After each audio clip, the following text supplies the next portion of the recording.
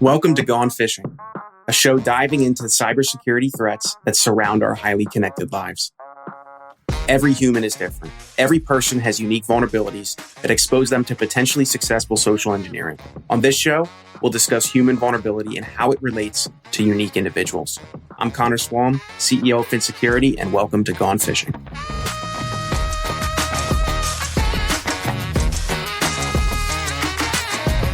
Hey everyone, welcome back to Gone Phishing. I'm your host, Connor, CEO at Fin, and I am joined once again by Alexis Cozart, cybersecurity analyst at Edge Networks. Alexis, how are you? I'm great, Connor. How are you? I'm doing amazing. I'm doing wonderful. So we've had you on the podcast. We've talked about humans and cybersecurity, where their place in security is, where their place in security is not. We've talked about SMBs. We've talked about a whole host of things relating to how do we actually secure small to medium-sized businesses. Folks, if you haven't watched those, I'd highly recommend going to take a look at those. But today we're going to talk about, I actually think it's the most popular way that businesses get a breach started. It's through a form of social engineering called phishing. Something that you've told me you care a bunch about. I don't know. I don't recommend anyone care about phishing that much. It's not super cool, but it's cool to me. Tell us a little bit more about that. How do you prepare for phishing? Yeah, absolutely. Phishing is next to educating. Phishing is probably the most interesting part of my job for me personally. I love to do analysis and to catch the things that are sneaky and provide that assurance to our customers of, yes, this is a phishing email. Great job for reporting it. And I think that a lot of phishing tactics are one of the closest things to being pretty accessible to learn. So how to prepare for phishing is really comes down to user education, but also having an established procedure for someone does click on a link. What do you do? So maybe you call the user, you revoke all their sessions, you reset the password, look at their MFA. So having some of those response playbooks already planned out and ready to execute is extremely beneficial. And as an MSSP, Edge Networks, we do have a playbook laid out for that. But also having things like a policy and procedure for if a vendor emails you and says, hey, please change our routing number to this new bank account that we have before the next pay period. We're switching for whatever reason. Do you have a policy and procedure to verify that? And you should. And so preparing people to not only recognize phishing attacks, but also what do you do if someone falls for them? Because we are all human.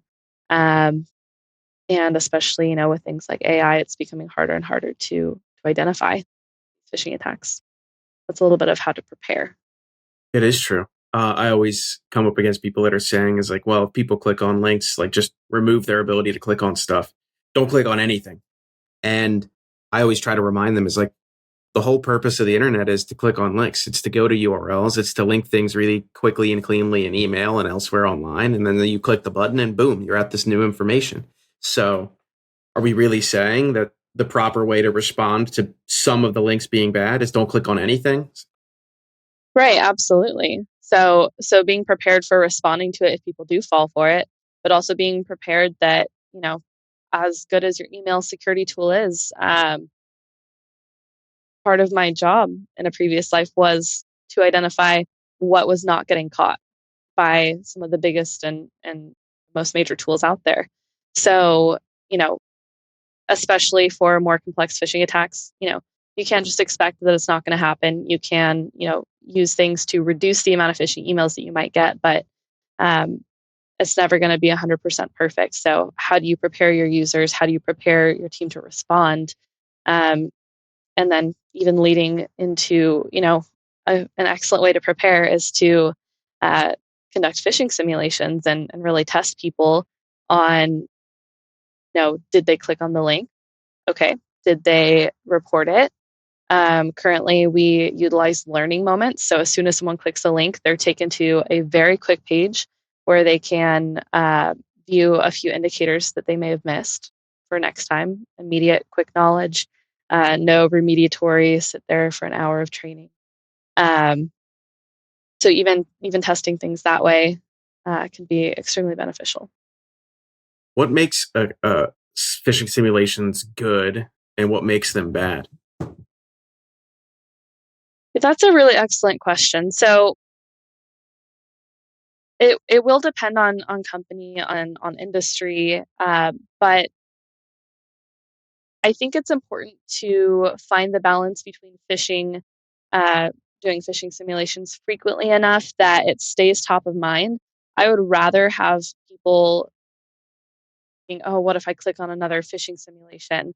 I'd rather have that in the back of their mind, maybe making them a little bit nervous, than forgetting about it. I think that also, as long as you have something like a learning moment to show that, yes, this was a test, I think it can be really beneficial to um, not tell users, hey, we're going to be doing this on, this week. I think that letting it be a surprise can also be really beneficial. But going back to frequency, I want to do it frequently enough that people are kind of constantly thinking about it, but not bombarding them constantly and making it harder for them to do their job. So I think that finding that right frequency, I think that, not necessarily preparing them, maybe telling them, hey, we're going to be doing phishing simulations. We can't tell you when, but just something to be aware of uh, can also be a good approach, so that it is a true test of, not just look out for phishing emails this week. Because ultimately the emphasis shouldn't be on passing with flying colors. It should be ensuring that your users are educated and can catch these things. I think there's so many things that make a good phishing simulation program. Um, but I think one of them in particular is, using a variety of templates. So, not just, and by templates, I mean like tactics and techniques, themes. So maybe your users like have enough security awareness training and skills to say, I know that free gift card is not real. I know that I did not win a cruise, but sometimes it can also be beneficial to just trust but verify, because it does tend to be surprising how many people will actually click um, on those links. So testing that, testing ones that are more convincing. Um, I even feel bad for our IT team sometimes because they'll get ones that are, you know, maybe from Slack. Maybe they're expecting to get an invitation to Slack from a customer. Um, and sometimes I feel bad, but sometimes I think, well, an attacker could also send that. So it's good to remind them to check and going. But um, I know that we've talked previously about, rather than punishing the behavior you want to see, what can you do? What works right for your company to reward the people that are not clicking on the phishing simulations, rather than, if someone clicks on every phishing simulation link you send them, that's definitely something to maybe address and follow up further on. But typically, if people click the link, they do the learning, um, they know better next time, and they feel, reassured. Okay, now I know better. And I've shown that, I kind of did the remediatory training. It tends to reduce guilt and shame. So I think that's really positive. And, uh, as the MSSP, we love to shout out in quarterly meetings. Look, you guys did so much better this quarter. You guys are doing great. You guys are really leveling up your security awareness knowledge and expertise. You're really catching these things now. Um, and I also love highlighting people who report it to us. I love saying, hey, so and so reported every single phishing simulation email we sent them. Kudos to them. And so I think that finding those ways to recognize and appreciate, rather than punish, I think so powerful. I think so as well.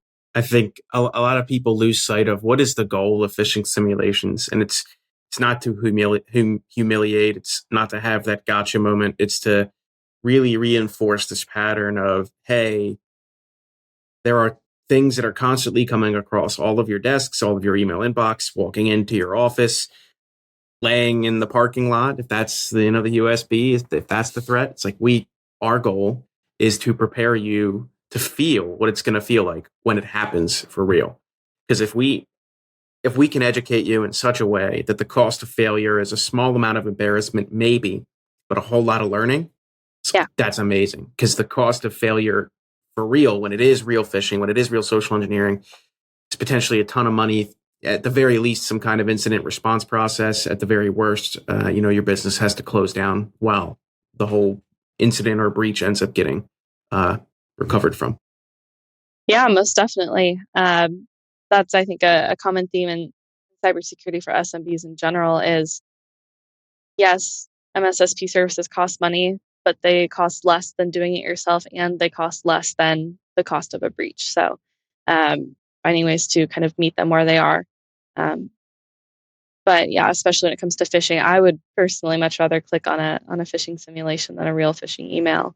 I'd like to hope that I wouldn't click on either, but if it comes down to one or the other, being a little bit embarrassed or even just being hard on yourself, I think is better than clicking on a true phishing email. How do you think people should respond to real successful phishing? As in emails that successfully come through to the inbox, or emails that are clicked on and have a successful compromise. Successful compromise.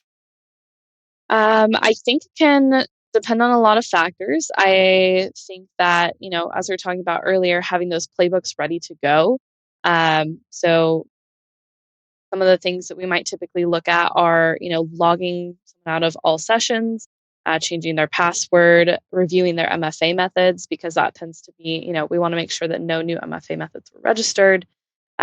Recently, we've been seeing a lot of adversary in the middle attacks via phishing. And so, wanting to look at any app passwords, wanting to look at, um, what logins have occurred for that user leading up to when they say they clicked on the link, and following that as well. Has someone been logging into their account? Um, watching out for data exfiltration changes, watching out for new inbox rules created. There are so many things that you can look at. Another really critical one is if someone got in and is sending emails out to your contacts and vendors. It's a really unfortunate situation and it can be really uncomfortable, but having a template ready to go, although we'd like to all, hope that it never happens to us, having a template ready to go saying, hey, uh, we recently had a security incident via phishing. Here's what we observed. Here's what we learned. Um, unfortunately, having something like that ready to go is never fun, but it makes the situation a lot smoother when you realize that emails have been sent out to a bunch of your clients and you need to reach out immediately to let them know so that they can not click on the links in the emails that were sent out. Or, looking for that, looking for the inbox rules, looking for recipients, and if any emails were sent out internally, if you can recall them. Um, but looking and making sure that no one else got that phishing email, or if they did, notifying them immediately so that they don't also fall victim. I think there are a lot of ways to respond. And I think ultimately the key element there is speak up and do it fast.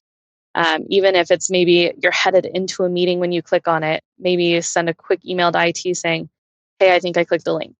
Even that can prepare them to start looking at your login, start looking at new activity that they wouldn't expect. And then maybe after your meeting, you have time to chat with them. Even that is so much more beneficial than just saying, oh, I'll do it after this meeting, and then you get caught up in another meeting, and then at the end of the day, or unfortunately, even a week or two later, when something else happens and reminds you of it, then you say, "Oh wait, I think I clicked on a link a couple weeks ago, and I think it was not real. I don't think it was a good link or attachment." Um, and really just so communication, timeliness, and really don't be afraid. Um, And if you're a business owner, please, you might be frustrated, you might be scared, you might be angry. but understand that them reporting it is saving your business. I think all that is incredibly wise advice.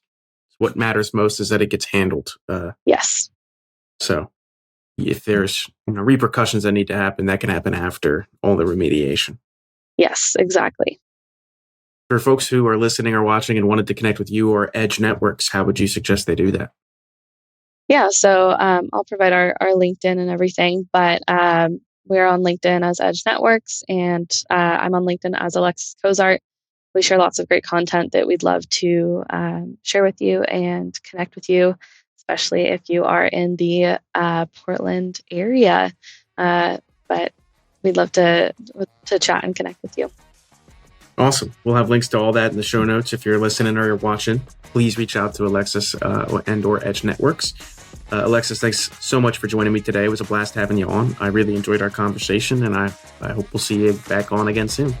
Me too. Thanks, Connor. Bye. Thanks so much for tuning in to Gone Phishing. If you want to find out more about high-quality security awareness training campaigns, how to launch them in ways that actually engage employees to change their habits, then check us out, FinSecurity, at finsec.io. That's PHINSEC.io, or click all of the wonderful links in our show notes.